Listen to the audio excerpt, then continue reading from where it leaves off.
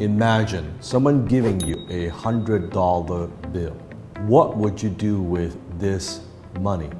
What's the first thing that pops into your mind? Comment below.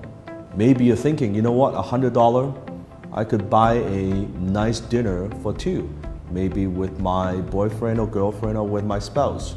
Or maybe you're thinking I could buy a pair of sneakers. Maybe I could pay off my phone bill.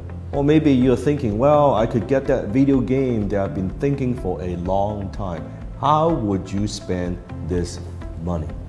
You see, how you think about money will have a significant impact on your financial future and also on your decision making.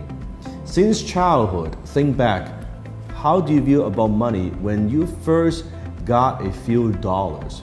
Why you want that first few dollars? What did you do with that money? Maybe you bought candy with it. Maybe you bought that toy. Maybe then later on you would buy a little bicycle, right? Or maybe you would treat yourself to a hamburger. The poor and the middle class and the rich, we all have very different views on money.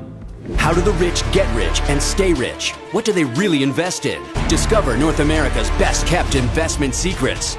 See Dan Lok live, one time only, February 23rd and 24th. Seating is limited. Get your tickets now. secretsoftherichevent.com. Click the link in the description. Take Mike Tyson for example, one of the most formidable boxers of all time. Now at the time, Mike Tyson was earning a lot of money, in fact, hundreds of millions of dollars.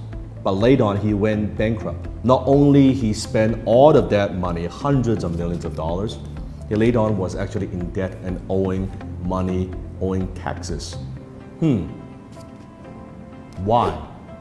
Now the problem is, you may be thinking, oh, he just spends money. No, that's not the problem. The root of the problem is Mike Tyson at the time has a certain view on money that caused that behavior.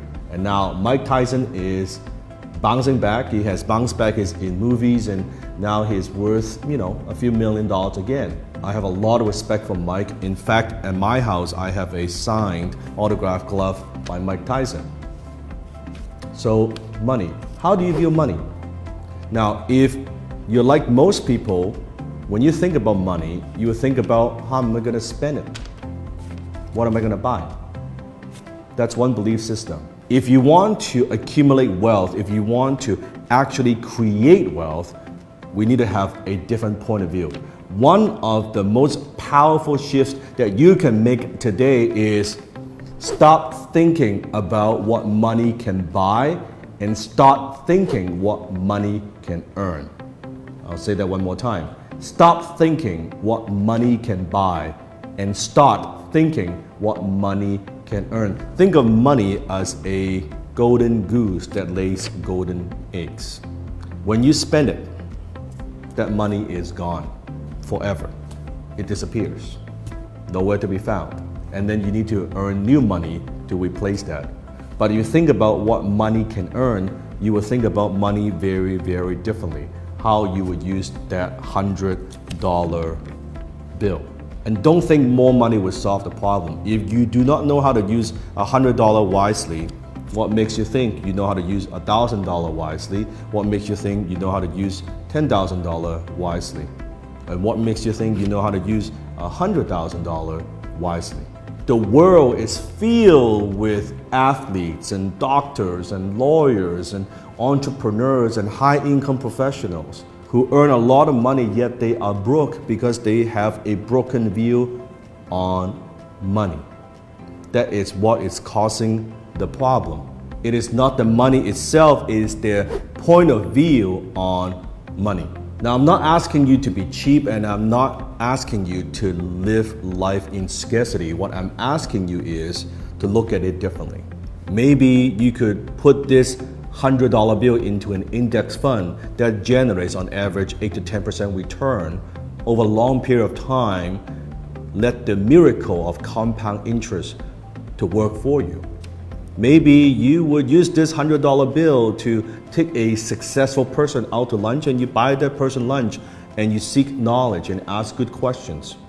Or maybe you would use this $100 bill to join Toastmasters to improve your communication skill so you become a more confident speaker. Or maybe you use this $100 bill to buy a group of books, a bunch of books, so you could accumulate and acquire more knowledge so you would be smarter, you would be more intelligent. The same $100 bill, it's all up to you how you would use it. So stop thinking what money can buy and start thinking what money can earn.